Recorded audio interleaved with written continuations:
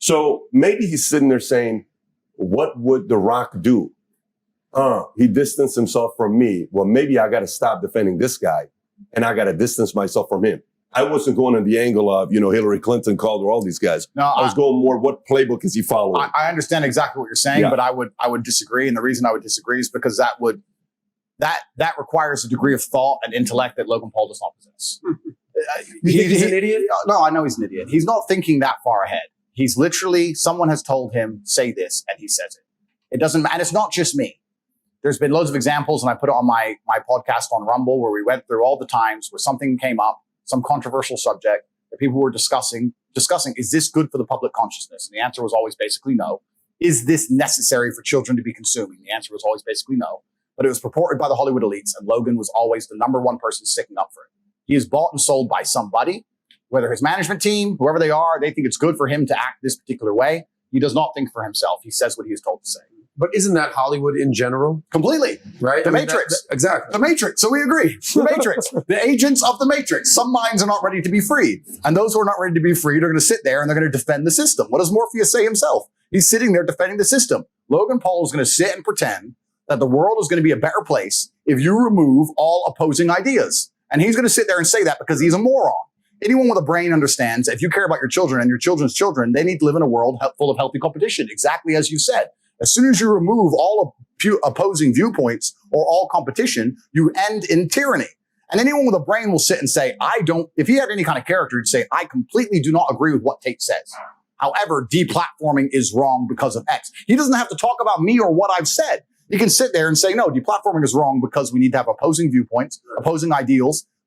Idea A, idea B, the truth is perhaps in the middle. He has no intellect. You He's can no disagree with somebody. He can't do that. He's not smart enough. Yeah. Tate's bad today. Okay, tell me when he's good again. He's a bought and sold individual. When my hero arc completes, because we're at a transition stage, when my hero arc completes, and much like Batman, people understand that we thought he was the bad guy, but we realized we needed him.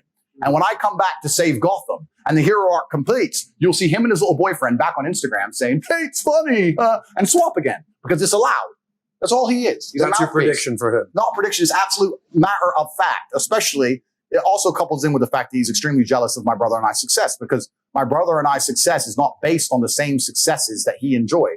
His success is based on being a clown. That's why he has viewers. He puts on a Pokemon suit and he jumps around like a clown. He doesn't sit there and give ideas or say things that make people think to the point where they genuinely resonate with your mindset. He's not intelligent enough for that. He's a performing clown as opposed to a philosopher. So they're different opposite things, and he knows that, and it upsets him. He can't sit in front of a camera by himself and say words that are going to inspire the crowds of any city in the world to shout your name.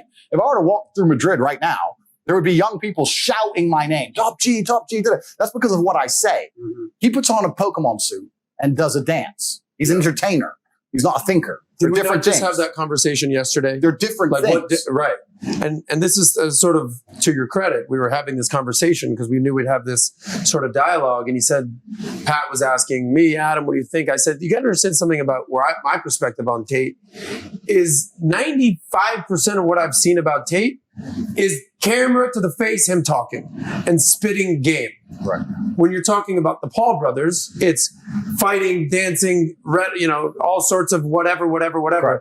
I've never seen you in the ring. Yeah. I've seen your highlights, but I've never seen that. Yeah. So people know your rhetoric. They know what you're saying. And whether they agree or disagree, you're known for what's coming out of your mouth versus they're known for antics. And that's the difference between a fan and a viewer. That's what goes back to your initial point. He has viewers because he's a clown. Clowns can have viewers. That's fine. And you need an algorithm and you need a platform for that. But if you have genuine fans like I do, they ban me. People are like, to this day, where is Tate? And they will go anywhere I am. Anywhere I am, they will come because they don't believe they can find my rhetoric or my ideas somewhere else. If you ban Logan Paul, they can find another moron to jump around in front of a camera for you. They can promote someone else inside of their algo and steal his entire audience inside of a week. He can disappear and they can replace him. He knows that. That's why he says what he's supposed to say. If I stop being the performing clown, the new performing clown comes, the algo favors him, they put him up there, and he does a stupid dance, and he gets all my viewers. I'm a completely different kettle of fish. It's a different story. That was a great perspective of entertainer versus thinker, right? I mean, when you talk about let's just say there's a dialogue about Joe Rogan. What are you talking about? So the other day, Joe had this guest on, and you know what this person, and Joe said this, you're having a dialogue with another person. But if you talk about, you know, the other day, man, Logan did this one video. It's hilarious. So that's where he's going is one is creating dialogue. The other one is creating entertainment. I can see that. And by the way, you know, one thing, the day you got banned.